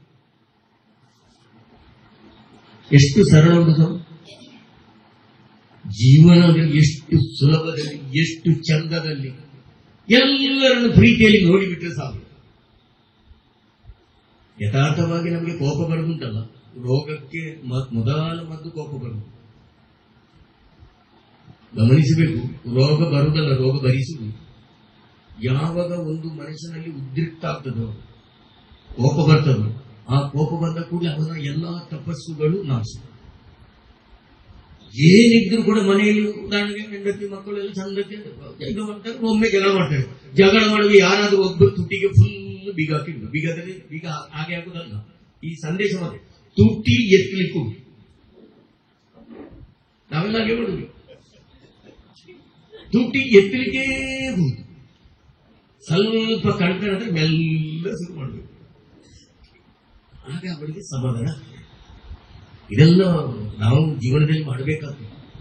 ಕೋಪ ಬಂತು, ಕೋಪದಲ್ಲಿ ಅವು ಏನು ಬೇಕಾದ್ರೂ ಮಾಡ್ಲಿಕ್ಕೆ ಸಾಧ್ಯ. ನಮ್ಮ ಮನೆಯ ಸ್ವಲ್ಪ 2 ಮನೆ ಆಚೆಗೆ, ಈಗಲ್ಲ 10-30 ವರ್ಷ ಮೊದಲು ಒಂದು ಮನೆ ನಮ್ಮವರದು, ಒಂದು ಮನೆ ಬೇರೆ. ಅಲ್ಲಿಯ ಕೋಳಿ ಹಿಕ್ಕೆ ಇಲ್ಲಿ ಈಚೆ ಬದಿಗೆ ಹಾಕುದು, ಹಿಕ್ಕೆ ಹಾಕುದು. ಇವರು ಸೆಗಣಿಲಿ ಹಾಕಿ ಅಡಿಕೆ ಒಣಗಿಸ್ಲಿಕ್ಕೆ, ಅವರಿಗೆ ಸಣ್ಣ ಒಂದು ಅಡಿಕೆ ವ್ಯಾಪಾರ, ಹಣ್ಣು ಅಡಿಕೆ ಎಲ್ಲ ಬರುವಾಗ ತೆಗೆದು ಒಣಗಿಸಿ ಪಾಪ ಮಾಡುವುದು. ಹಿಕ್ಕೆ ಹಾಕುವಾಗ ಇವಳು ನಿಮಗೆ ಹಾಗೆ ಹೀಗೆ ಆಸೆಗೆ ಮಾತುಕತೆ. ಅವಳು ತಂದೆ ತಾಯಿಗಳು ಬೈದು, ಇವಳು ಶೀತವಾಗಿ ಬಾಗೆ ಹಾಗೆ. ನಮ್ಮ ಮರಣ ಮುಖ್ಯ ಜೀವನಕ್ಕಿಂತ. ನಮ್ಮ ಈ ನಾನು ಹೇಳಿದಾಗೆ ದೇವ, ಜೀವ, ಆತ್ಮ. ಅದೇ ರೀತಿ ನಮಗೆ ಬಂದದ್ದು ಇಲ್ಲಿಂದ ಗೊತ್ತಿಲ್ಲ. ಆನ್ಲೈನ್ ನಲ್ಲಿಯೋ ಅಪ್ಲಿಕೇಶನ್ ಕೊಟ್ಟು ಬಂದದಲ್ಲ. ಅಚ್ಯುತಪೈ ಮೀರಾಬಾಯಿನ ಮಗನಾಗಿ ಬರ್ತಾನಂತಲೇ ಏನು ನಾವು ಅಪ್ಲಿಕೇಶನ್ ಕೊಟ್ಟು ಬಂದದಲ್ಲ. ಏವಂ ಕರ್ಮ ಪೂರ್ವಜನ್ಮ ಕೃತ. ಇದ್ದು ಹುಟ್ಟುವಾಗಲೇ ಕೆಲವೊಮ್ಮೆ ಅಂಗವಿಕಲ, ಅಂಗಭೂನ, ಮಂದಬುದ್ಧಿ, ಸುರದ್ರೂಪಿಯಾಗಿ ಹುಟ್ಟುತ್ತಲ್ಲ. ಅದೇ ಆಗ ಹೇಳಿದ ತಂದೆಗಳು ಹೇಳಿದಾಗ ಪೂರ್ವಜನ್ಮ ಕೃತಂ ಪಾಪಂ ವ್ಯಾಧಿ ರೂಪೇಣ ಜಾಯತೆ. ನಾವೀಗ ಇಲ್ಲಿ ಎಂಡೋ ಸ್ವಲ್ಪ ಹೇಳ್ತಾರೆ. ಡಾಕ್ಟರ್ ಮೋಹನ್ ಇದ್ರೆ ನಿಮಗೆ ಸ್ವಲ್ಪ ಬೇಜಾರು ಮಾಡಬೇಕು, ನಮ್ಗೆ ಗೊತ್ತಿಲ್ಲ. ಎಂಡೋ ಸ್ವಲ್ಪನಲ್ಲ, ಅಂಗವಿಕಲನಾಗಿ ಹುಟ್ಟಿದ ಎಂಡ. ಪ್ರಪಂಚದ ಮೂಲೆ ಮೂಲೆಯಲ್ಲಿ ಕೂಡ ಅಂಗವಿಕಲ, ಅಂಗಹೂನ, ಮಂದಬುದ್ಧಿ, ಸುರದ್ರೂಪಿ ಹುಟ್ಟಿದ್ದಾನೆ. ಪ್ರಪಂಚದ ಮೂಲೆ ಮೂಲೆಯಲ್ಲಿ ಕೂಡ. ಹಿಂದೆ ಮಾಡಿದ ಕರ್ಮಕ್ಕೆ ಪೂರ್ವಜನ್ಮಂ ಕೃತಂ ಪಾಪಂ ವ್ಯಾಧಿ ರೂಪೇಣ ಜಾಯತೆ ದೃಶ್ಯತೆ. ಪೂರ್ವಜನ್ಮಂ ಕೃತಂ ಪಾಪಂ ಪುತ್ರ ರೂಪೇಣ ಜಾಯತೆ ದೃಶ್ಯತೆ. ತಂದೆ ತಾಯಿಗಳು ಕೊಲ್ಲುವ ಮಗ ಕೂಡ ಹುಟ್ಟಲಿಕ್ಕೆ ಸಾಧ್ಯ ಉಂಟು. ಇದು ಎಲ್ಲ ಕೂಡ ಟ್ಯಾಲಿ ಆಗಿ ತಾಳೆ ಆಗಿ ದೇವರೆಲ್ಲ ತಾಳೆ ಮಾಡಿ ಕಳಿಸಿಬಿಟ್ಟ. ನಾವು ಬೇಸಿರುವುದು ತಂದೆ ಎನ್ನುವ ಹೆಂಡತಿ ಮಗ ಒಂದು ಪುರೋಹಿತ ಭಟ್ರು ಎಲ್ಲವನ್ನು ತುಂಡು ತುಂಡು ಮಾಡಿ ಒಂದು ಯಾವುದು ಕುಂಡದಲ್ಲಿ ಹಾಕಿ 4 ನದಿಗೆ ಬಿಸಾಡಿಬಿಟ್ಟೆಂದು ಹೇಳ್ಬೋದು. ಅಲ್ಲ, ನಮಗೆ ಆಕಸ್ಮಿಕ ಪದದ ಒಂದು ಅರ್ಥ ಗೊತ್ತಿದ್ರೆ ಸಾಕು. ಭಗವಂತನಿಗೆ ಗೊತ್ತಿಲ್ಲದ ಒಂದು ಒಣಗಿದ ಕಸ ಕಡ್ಡಿ ಕೂಡ ಅಲ್ಲಾಡಲಿಕ್ಕೆ ಸಾಧ್ಯ ಇಲ್ಲ. ಎಲ್ಲವೂ ತಾನು ಮಾಡಿದಕ್ಕೆ ತಕ್ಕ ಶಿಕ್ಷೆ. ಆದ್ರೆ ನಮಗೆ ಅದರ ಸಹಾನುಭೂತಿ ಬೇಕು, ಕರುಣೆ ಬೇಕು. ಅವನಿಗೆ ಹಾಗೆ ಆಗ್ತಲ್ಲ ಅಂತ ಹೇಳುವುದಲ್ಲ. ನಮಗೆ ತುಂಬಾ ಇದರಿಂದ ನಾವು ಕಲಿಯುವ ಪಾಠ ತುಂಬಾ ಉಂಟು ಅಂತ ಹೇಳಿದ್ರೆ ಎಲ್ಲ ಕೂಡ ಅವನ ಅಧ್ಯಕ್ಷತೆಯಲ್ಲೇ ನಡೆಯುವುದು. ಈ ಪ್ರಪಂಚದಲ್ಲಿ ಏನು ನಡೀತದೋ ಇದು ಎಲ್ಲ ತಿಳಿಯದೆ ಯಾವುದೂ ಅಲ್ಲ. ಅವನ ಕಣ್ಣ ರೆಪ್ಪೆ ಹೀಗಾಗಿ ಏನು ಬೇಕಾದಾಗಲಿಕ್ಕೆ ಸಾಧ್ಯ ಉಂಟು.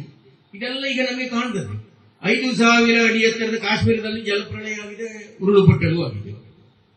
ಇಲ್ಲಿ ಜೋಡುಪಾಲ, ಮಡಿಕೇರಿ ಜೋಡುಪಾಲದಲ್ಲಿ ಕೂಡ 1-2-4 ವರ್ಷ ಮೊದಲು ಅಲ್ಲಿ ಉರುಳುಪಟ್ಟಲು ಆಗಿದೆ. ವಯನಾಡಿನಲ್ಲೂ ಆಗಿದೆ, ಅದಕ್ಕಿಂತ ಸ್ವಲ್ಪ ಮೊದಲ ಪಾಲ ಎಂತದ್ದು ಒಂದು ಅಲ್ಲಿ ಕೂಡ 1-4 ವರ್ಷ ಮೊದಲು ಆಗಿದೆ. ಇದು ಆಗ್ತಾ ಉಂಟು. ಯಾಕಂತ ಹೇಳಿದ್ರೆ ಭಗವಂತನ ಮುಕ್ಕಾಲು ಭಾಗ ಅಂತ ಹೇಳಿದ್ರೆ ಮುಕ್ಕಾಲು ಭಾಗ ಜಲದಲ್ಲಿ ಕೇವಲ ಒಂದು ಮಣ್ಣಿನ ಮುದ್ದೆ ಮಾತ್ರ. ಈ ಭೂಮಿ ಎಂಬುದು ಮುಕ್ಕಾಲು ಭಾಗ ಜಲದಲ್ಲಿ ಒಂದು ಮಣ್ಣಿನ ಮುದ್ದೆ. ನಾವು ಹೇಳ್ಬೋದು ಇಲ್ಲಿ ಒಳ್ಳೆ ಶಿಲೆಕಲ್ಲು ಉಂಟು, ಇಲ್ಲಿ ಸ್ವಲ್ಪ ಪಾರೆ. ಅವನಿಗೆ ಶಿಲೆಯು ಪಾರೆಯು ಮಣ್ಣು ಎಲ್ಲ ಒಂದೇ. ಮೊನ್ನೆ ನೀವು ನೋಡಿದ ದೃಶ್ಯ ನೋಡಿದ್ರೆ ಇಷ್ಟಿಷ್ಟು ದೊಡ್ಡ ದೊಡ್ಡ ಶಿಲೆ ಬಂದಿದೆ. ಅಲ್ಲಿಂದ ಬರ್ಬೇಕಾದ್ರೆ ಕಿಲೋಮೀಟರ್ ಲೆಕ್ಕದಲ್ಲಿ ಬರ್ಬೇಕಾದ್ರೆ ಅದರ ಆ ವೇಗ ಎಷ್ಟಿರ್ಬೋದು ಅಂತ ಹೇಳಿದ್ರೆ ಅವ ಯಾವುದಕ್ಕೂ ನಮ್ಮ ಲೆಕ್ಕಾಚಾರಕ್ಕೆ ಸಿಕ್ಕೋನಲ್ಲ. ಭಗವಂತ ಲೆಕ್ಕಾಚಾರಕ್ಕೆ ಅಗಣಿತ. ಅವನನ್ನು ನಮ್ಮ ಲೆಕ್ಕಕ್ಕೂ ನಾನು ಅವನನ್ನು ವರ್ಣನೆ ಮಾಡ್ತೇನೆ ಹೇಳಿದ್ರು ಸಾಧ್ಯ ಇಲ್ಲ, ಅವನನ್ನು ನೋಡ್ತೇನೆ ಅಂತ ಹೇಳಿದ್ರು ಸಾಧ್ಯ ಇಲ್ಲ. ಯಾವ ಲೆಕ್ಕಕ್ಕೂ ನಮ್ಮಗಿಂತ ಒಂದು ಹೆಜ್ಜೆ ಅವನು. ನಮ್ಮ ಯಾವ ಲೆಕ್ಕ ಮಿತಿಗೂ ಭಗವಂತನ ಸಿಗಲಿಕ್ಕೆ ಸಾಧ್ಯ ಇಲ್ಲ. ಆದರೆ ಭಕ್ತಿ, ಶ್ರದ್ಧೆ, ಪ್ರಾಮಾಣಿಕತೆ ಈ ಮೂರನ್ನು ಅಳವಡಿಸಿ ನಾವು ದೇವಸ್ಥಾನಕ್ಕೆ ಬರಬೇಕು. ಯಾಕೆಂದ್ರೆ ಹಿಂದಿನವರಲ್ಲಿ ಏನು ಗೊತ್ತಿಲ್ಲದವರಲ್ಲ. ಅವತ್ತು ನಾನು ಈಗಾಗಲೇ ಹೇಳಿದ್ದೆ, ಅವತ್ತು ನಮ್ಮ ಹಿರಿಯವರು ಈ ಕುಗ್ರಾಮದಲ್ಲಿ ಇಂಥ ಒಂದು ದೇವಸ್ಥಾನ ಕಟ್ಟಬೇಕಾದ್ರೆ ಅವರು ಏನೋ ಕಾಣದೆ ಕಟ್ಟಿದವರಲ್ಲ. ಗಮನಿಸಿ, ಏನೋ ಒಂದು ಶಕ್ತಿ ಅವರಿಗೆ ಕಂಡುಕೊಂಡು ಅವತ್ತು ಎಲ್ಲ ಇಲ್ಲಿ ಇರುವ ಧಾನ್ಯಗಳು, ಈ ತೆಂಗಿನ ತೋಟ, ಅಡಿಕೆ ತೋಟ ಈಗ ಆದದ್ದು 10-100 ವರ್ಷದಿಂದ. ಅದಕ್ಕಿಂತ ಮೊದಲು ಹೇಗೆ ಅಂತ ಹೇಳಿದ್ರೆ ಎಲ್ಲ ಧಾನ್ಯವೇ. ಯಾರ ಮನೆಯಲ್ಲಿ ಧಾನ್ಯ ಜಾಸ್ತಿ ಉಂಟೋ ಅವನು ಆ ಮನೆ ಅಲ್ಲಿಯ ಬ್ರಾಹ್ಮಣರಾದ್ರೆ ಶಾನ್ಭಾಗರು, ತುಳುವರಾದ್ರೆ ಪಟೇಲರು, ಮಲಯಾಳಿಗಳಾದ್ರೆ ಯಜಮಾನ. ಧಾನ್ಯ ಪತ್ತಾಯದಲ್ಲಿ ಎಷ್ಟು ಧಾನ್ಯ ಅವನಲ್ಲಿ ಉಂಟೋ ಆ ಧಾನ್ಯದ ಆ ಮನೆಯಲ್ಲಿ ಆ ಊರಿನ ಯಜಮಾನ ಅಂತ ಹೇಳಿದ್ರೆ ಮಲಯಾಳಿಗಳು, ತುಳುವರಾದ್ರೆ ಪಟೇಲ, ನಮ್ಮ ನೂಲು ಹಾಕಿದವರಾದ್ರೆ ಶಾನ್ಭಾಗ. ನಂತರ ಈಗ ಹರಿದು ಹೋದ ನೀರು ಮತ್ತೆ ಹರಿಯುವುದಲ್ಲ. ಈಗ ಹರಿದು ಹೋದ ನೀರು ಮತ್ತೆ ಹರಿಯುವುದಲ್ಲ. ಕಾಲ ಹಾಗೆ ತಿರುಗ್ತಾ ಉಂಟು. ಈಗ ನಮ್ಮ ತಂದೆಗೂ ನಮಗೆ ಕಡಿಮೆಯಲ್ಲಿ ತಂದೆಗೂ ಮಕ್ಕಳಿಗೂ 30 ವರ್ಷ ಜನರೇಷನ್ ಗ್ಯಾಪ್ ಇರ್ತದೆ. ನಾನು ಅವತ್ತು ಹಾಗೆ ಮಾಡಿದ್ದೇನೆ, ಹೀಗೆ ಮಾಡಿದ್ರೆ ಮಕ್ಕಳಲ್ಲಿ ನಾವು ಜಗಳಕ್ಕೆ ಹೋದ್ರೆ ಕಾರ್ಯ ನಡೆಯುತ್ತಿಲ್ಲ. ಈಗಿನ ತಕ್ಕದಾಗಿ ನಾವು ನಡೆದುಕೊಂಡು ಹೋದ್ರೆ ಮಾತ್ರ ಸಿಗ್ತದೆ. ಆದ್ರೆ ನಾವು ಒಳ್ಳೆಯ ಮಾರ್ಗದರ್ಶನ ಕೊಡ್ಬೋದು. ಮತ್ತೆ ಅವನ ಪ್ಯಾಕಿಂಗ್ ಬೇರೆ, ನಮ್ಮ ಪ್ಯಾಕಿಂಗ್ ಬೇರೆ, ನಮ್ಮ ಮಡದಿ ಪ್ಯಾಕಿಂಗ್ ಬೇರೆ, ಎಲ್ಲ ಬೇರೆ ಬೇರೆ. ಇದು ಯಾಕೆ ಹೇಳುದಂತೆ ನಾವು ಕೆಲವೊಮ್ಮೆ ಕೋಪ ಬರೋದು, ಕೆಲವರು ಹೇಳಿದ್ರು ನಾವು ನಿನ್ನೆ ಚತ್ತನ್ನು ಬಿಡಲ್ಲ, ಏನ್ ಸೈಟಿಂಗ್ಲ ನಿನ್ನನ್ನು ಕೂಡ. ಈ ಪದಗಳು ನೋಡಿ, ಈ ಪದವನ್ನು ಹೇಳಿ ಬಳಸಿದ್ರೆ ಮುಂದಿನ ಜನ್ಮದಲ್ಲಿ ಅವನ ಮನೆಯಲ್ಲಿ ದನವೋ ನಾಯಿಯೋ ಬೆಕ್ಕಾಗಿ ಆ ಋಣವನ್ನು ತೀರಿಸಬೇಕಾಗ್ತದೆ. ಗಮನಿಸಿ, ಕೊಟ್ಟದ್ದನ್ನು ಕೊಟ್ಟಾಗ ಕಟ್ಟಿ ಹಾಕಿದಲ್ಲಿ ನಕ್ಕಬೇಕು.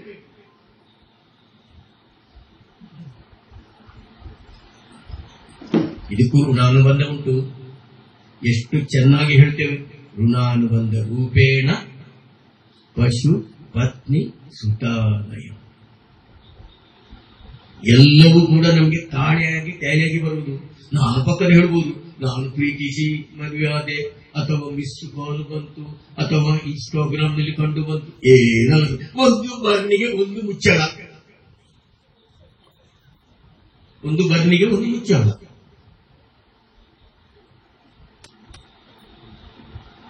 ಬಹಳ ಗಮನಿಸಬೇಕು.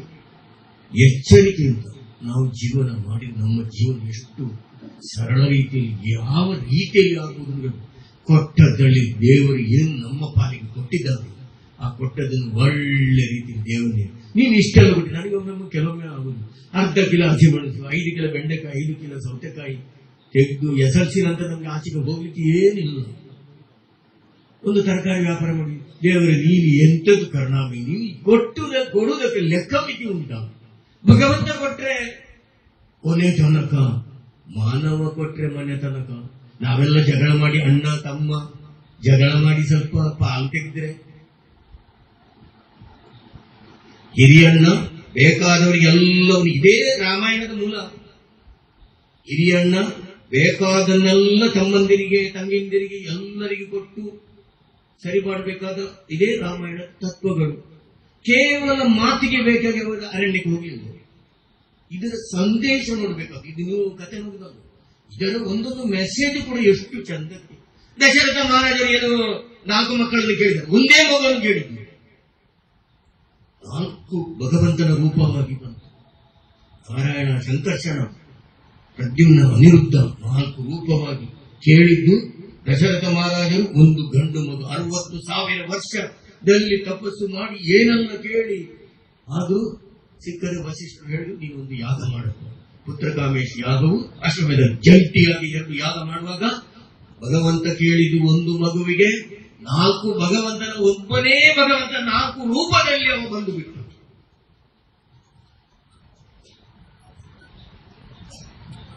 ದೇವರು ಕೇಳಿದ್ದನ್ನು ಕೊಡುವನಲ್ಲ, ಮಾಡಿದ್ದನ್ನು ಕೊಡುವುದು. ಇದು ಬಹಳ ಮುಖ್ಯವಾಗಿ ಸದಾಶಿವ ದೇವಸ್ಥಾನದಲ್ಲಿ ಪ್ರತಿಯೊಬ್ಬನಿಗೂ ಏನೇನು ಮಾಡಲಿಕ್ಕೆ ಸಾಧ್ಯ ಉಂಟೋ ಈ ಜನ್ಮದಲ್ಲಿ ನಮಗೆ ಅಲ್ಪಾಯುಷು. ಈ ಅಲ್ಪಾಯುಷದಲ್ಲಿ ನಾವು ಇದನ್ನು ಸೇವೆ ಮಾಡಿ ಆ 2 ಕಣ್ಣಿಗೆ ನಾವು ನೋಡಬೇಕು. ಅಂದ್ರೆ ಈ 2 ಕಣ್ಣು ಇರುವುದು ಎಲ್ಲವೂ ಅವನದ್ದು. ಇಲ್ಲಿ ಇರುವುದು ಸುಮ್ಮನೆ, ಅಲ್ಲಿ ಇರುವುದು ನಮ್ಮನೆ. ಇಲ್ಲಿರುವುದು ಬಾಡಿಗೆ ಮನೆ, ಅಲ್ಲಿರುವುದು ಸ್ವಂತ ಮನೆ. ನಾವು ಹೇಳ್ಬೋದು, ಚಂದಕ್ಕೆ ನಾನೊಂದು ಮನೆ ಕಟ್ಟಿದ್ದೇನೆ, ಚಂದಕ್ಕೊಂದು ಕಾರು, ದೊಡ್ಡ ಕಾರು, ಯಾವುದು ನಮ್ಮ ಪಾಲಿಗೆ ಬರಲಿಕ್ಕಿಲ್ಲ ಸ್ವಾಮಿ. ತಾನು ಮಾಡಿದ್ದು ಒಟ್ಟೊಟ್ಟಿಗೆ ಬಂದು, ಅದರಲ್ಲಿ ಕೂಡ ಭಗವಂತನ ಕೆಲಸ ಅಂತ ಹೇಳಿದ್ರೆ, ಆ ಮಹಾದೇವನ ಕೆಲಸ ಅಂತ ಹೇಳಿದ್ರೆ ಪುಣ್ಯದ ಕೆಲಸ. ಇದು ಈ ಜನ್ಮದಲ್ಲಿ ನಮಗೆ ಒದಗಿ ಬಂದಿದೆ. ಏತಡ್ಕದಲ್ಲಿ ಆ ಏತಡ್ಕದ ಸದಾಶಿವ ದೇವರಿಗೆ ನಮ್ಮಿಂದ ಯಾವ ರೀತಿಯಲ್ಲಿ ಆಗ್ತದ, ಕೇವಲ ಒಬ್ಬನಲ್ಲಿ ಏನಿಲ್ಲ, ನೀವು ಏನು ಚಿಂತನೆ ಮಾಡಬೇಡಿ. ಇಲ್ಲಿ ಬಂದು ಸ್ವಲ್ಪ ಸೇವೆ ಮಾಡಿದ್ರು ಸಾಕು. ಕಸ ಗುಡಿಸುವುದೋ ಅಥವಾ ಹೊಯ್ಗೆ ಗಾಳಿಸುವುದೋ, ಕಲ್ಲನ್ನು ಇಟ್ಟುಕೊಡುವುದೋ ಆಗ್ಬೋದು. ದೇವರಿಗೆ ಆ ಸೇವೆ ಈ ಸೇವೆ ಅಂತಲಿಲ್ಲ. ಗಮನಿಸಿ, ನಾನೊಂದು 10-25 ಲಕ್ಷ ನಾನು ಕೊಟ್ಟು ಬಿಟ್ಟೆ ಅಂದ್ರೆ ದೇವರು ನಮ್ಮ ಪಾಲಿಗೆ ಸಿಕ್ಕಲಿಕ್ಕಿಲ್ಲ. ಎಲ್ಲಿಂದ ಕೊಡುದು ಸ್ವಾಮಿ? ನಾವು ಅವ ಕೊಟ್ಟದ್ದನ್ನು ನಾವು ಕೊಡುದು. ನಮಗೆ ಮಾಡಿದ್ರೆ ತೋಟಂಗೆರೆ ಅಬ್ದುಲ್ ಆದಾಗ ಒಳಗೆ ಹೋದದ್ದು.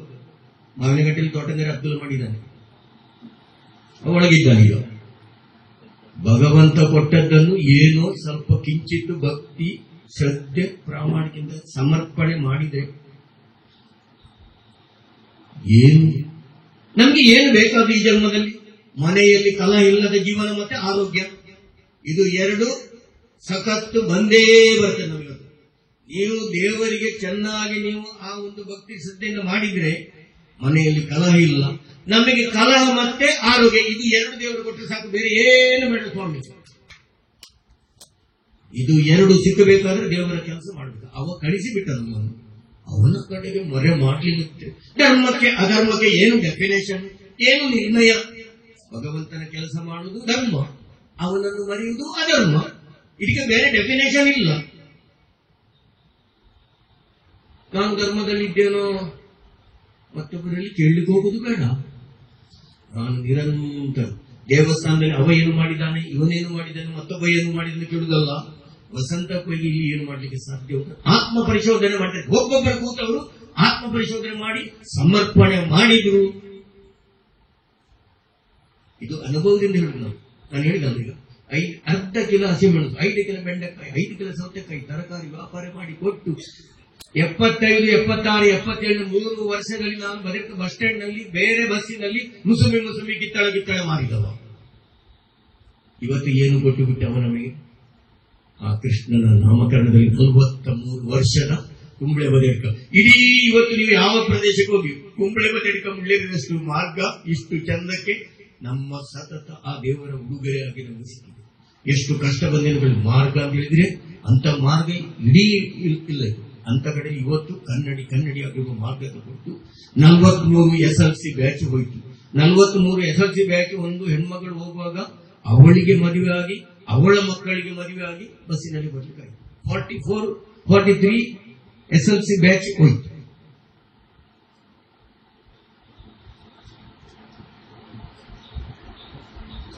ದೇವರು ಯಾವತ್ತು ಹೇಳಿದಳಿಗೆ ಕೇಳಿದ್ದನ್ನು ಕೊಡುವನಲ್ಲ, ಮಾಡಿದ್ದನ್ನು ಕೊಡುವನು.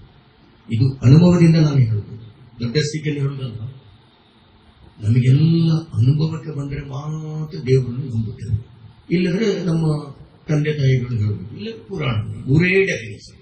ಒಂದು ಪುರಾಣದಲ್ಲಿ ನಾವು ಓದಿ ತಿಳಿಬೇಕು, ಇಲ್ಲದ್ರೆ ನಮಗೆ ಗುರುಗಳು ತಂದೆ ತಾಯಿಗಳು ಹೇಳಿದ್ದನ್ನು ಕೇಳಬೇಕು. ಮೂರನೇದು ನಮಗೆ ಹೇಳಿದರೆ ಅನುಭವ. ಅನುಭವದಲ್ಲಿ ಗೊತ್ತಾದ್ರೆ ನಿಮಗೆ ಕೇಳುವುದೇ ಬೇಡ.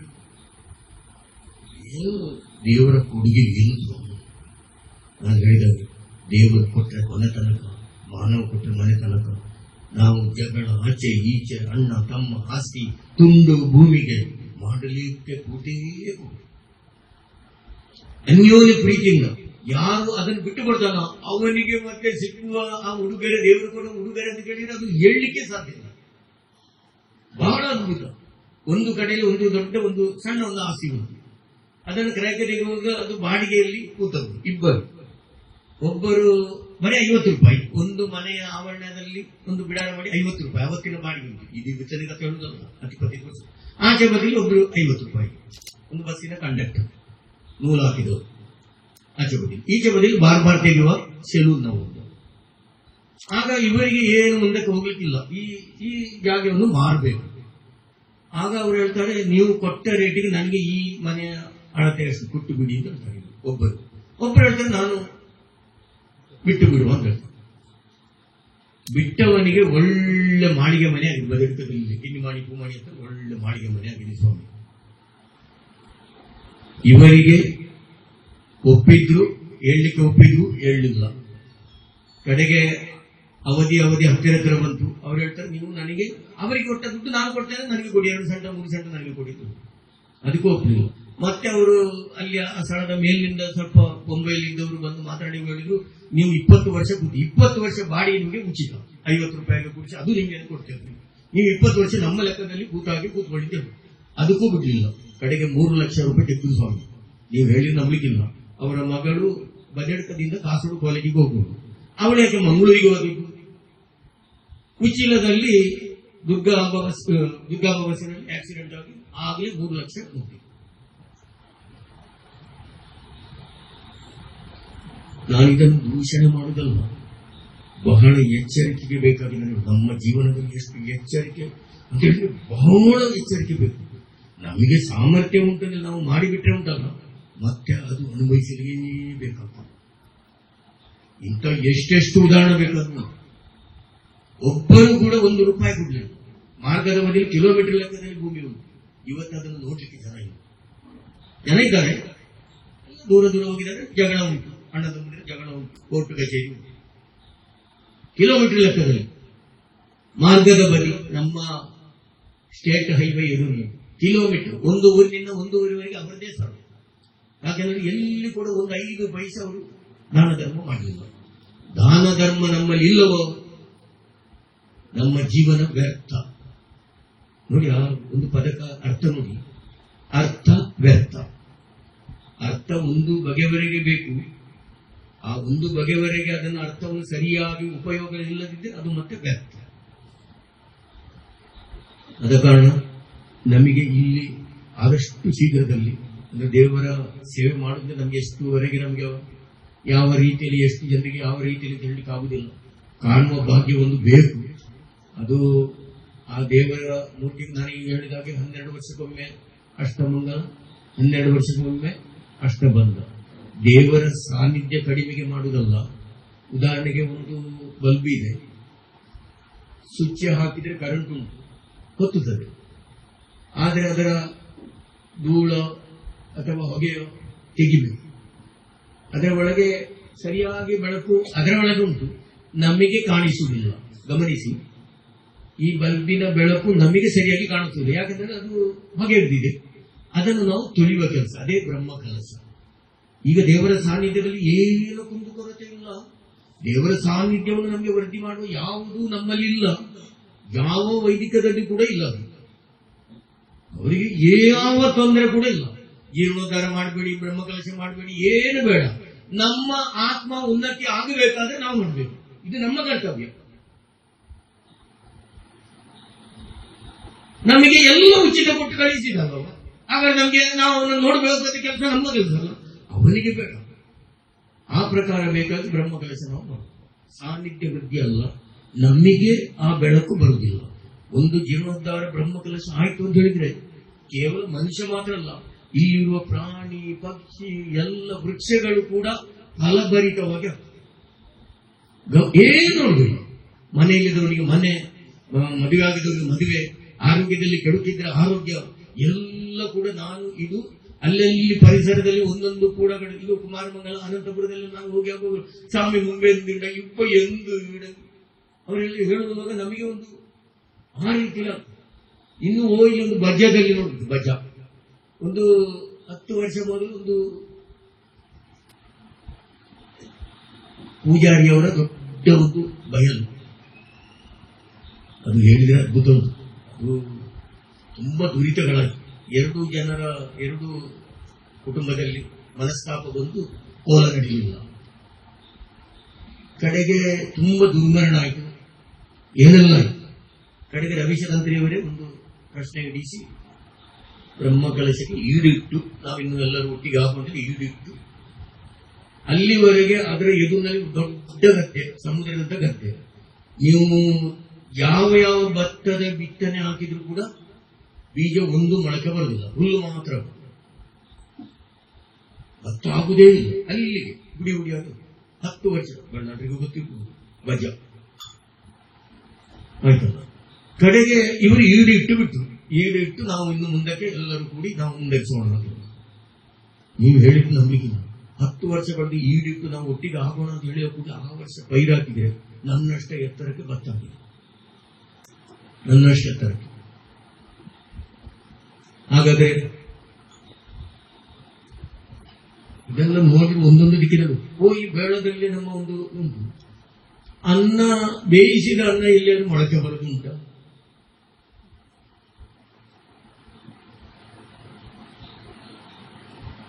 ಬೇಳದಲ್ಲಿ ರೋಡ್ ಸೈಡ್ ನಲ್ಲಿ ನೋಡಿ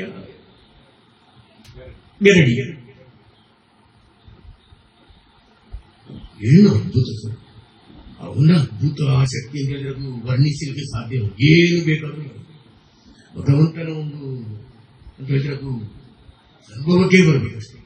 ಆದ ಕಾರಣ ನಾವೆಲ್ಲರೂ ಕೂಡ ಶಕ್ತಿ ಮೀರಿ, ನಮಗೆ ಮರ ಆದರೆ ಮರ, ವಸ್ತು ಆದರೆ ವಸ್ತು, ಸಂಪತ್ತಾದರೆ ಸಂಪತ್ತು, ಶರೀರ ಆದರೆ ಶರೀರ, ಅಥವಾ ಮಾತಿನಿಂದ ನಮ್ಮಲ್ಲಿ ಏನಿಲ್ಲ ಇಂಥ ಕಡೆಗೆ ಹೋದ್ರೆ ಏನಾದರೂ ಸಿಕ್ಕಬಹುದು ಅಂತ ಹೇಳಿದ್ರು ಕೂಡ ನಾವೆಲ್ಲರೂ ಸೇರು ಹೆಗಲು ಕೊಟ್ಟು ನಾವೆಲ್ಲ ನಮ್ಮ ಕೆಲಸ ಅಂತ ಹೇಳಿ, ಇದು ನಮ್ಮ ದೇವಸ್ಥಾನ ಅಂತ ಹೇಳಿಕೊಂಡು ನಾವೆಲ್ಲರೂ ಕೂಡ ಎಷ್ಟು ವಿಜೃಂಭಣೆಯಿಂದ 1 ರೂಪಾಯಿ ಕೂಡ ಹಾಳು ಮಾಡದೆ, ಆಡಂಬರ ಇಲ್ಲದೆ, ಇಲ್ಲಿ ಏನು ಆಗಬೇಕು, ಏನು ಅಗತ್ಯ ಉಂಟು ಅದನ್ನೆಲ್ಲ ನಾವು ಒಂದು ಆದಷ್ಟು ಶೀಘ್ರದಲ್ಲಿ ಮಾಡಿ ಆ ಜೀರ್ಣೋದ್ಧಾರ ಬ್ರಹ್ಮಕಲಶ ನೋಡುವ ಭಾಗ್ಯ, ಅದರಲ್ಲಿ ನಮಗೆ ಪಾಲ್ಗೊಳ್ಳಲಿಕ್ಕಿರುವ ಭಾಗ್ಯ ಆ ಸದಾಶಿವ ನಮಗೆಲ್ಲರಿಗೂ ಕೂಡ ಒದಗಿಸಲಿ.